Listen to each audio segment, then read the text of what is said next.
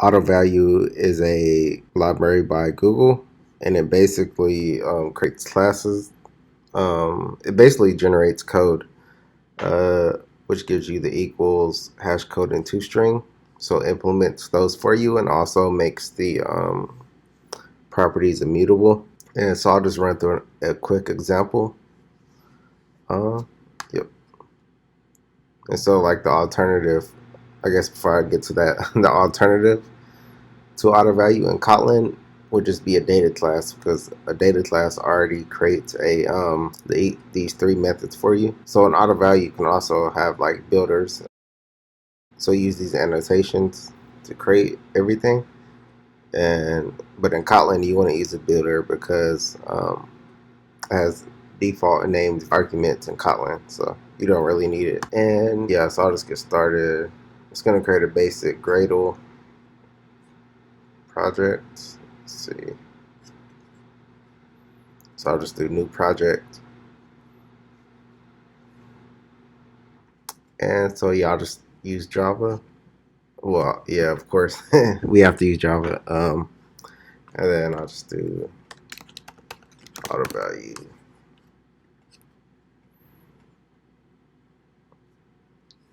And I already have the code, just so you don't have to watch me type everything.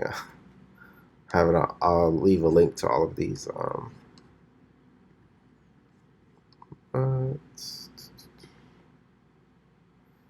yeah, just to show you. Like this is an example class. So it's using I use like the JSON placeholder stuff, but yeah, as an example. But, so we'll just create well, actually, before we even get to that, we have to add the dependencies in Gradle. So it's just these three, or I guess these two really.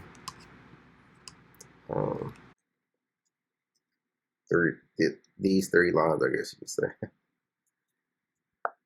Really, you would use implementation like in an Android project. So that's what I'm assuming, but they have like compile only and other ones you can use instead of implementation. But yeah. So we'll get this other.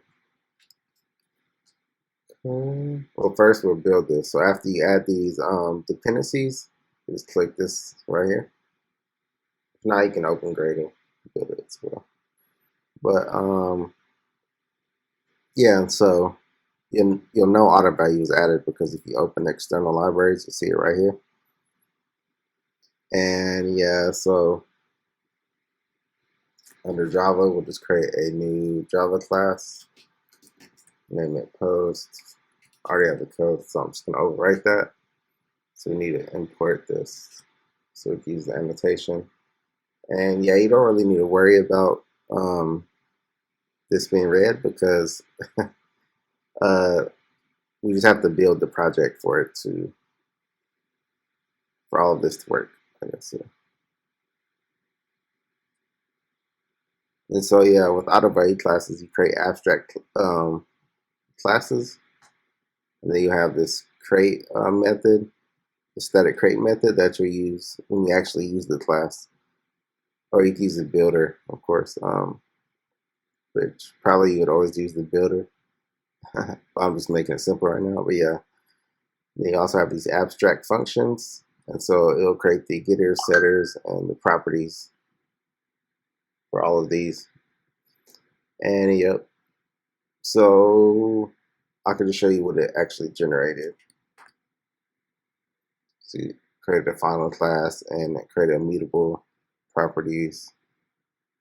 It has getters. And of course, we set it, so we don't really need. Well, when you use create, you set it, but yeah, as a constructor. And then, yeah, I'll just show you how to use it. So I'll just create another class. We'll name it test, I guess. And then we'll just use for post.create.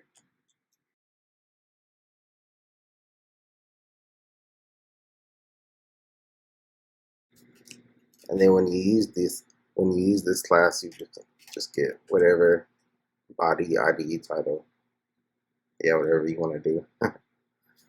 And yep, so that's how you use it. And like so, if you have these classes, you might want to move to data classes. And Slack has a tool to do that. I started working on it, but I haven't finished integrating this. But it'll basically, the idea is they'll do most of it for you, and then you'll just do whatever is left. Any manual stuff you need to adjust. Yeah. So it's by Slack. It's called AutoValue Kotlin. I'll leave a link to this as well. But yeah. So that's AutoValue with Java.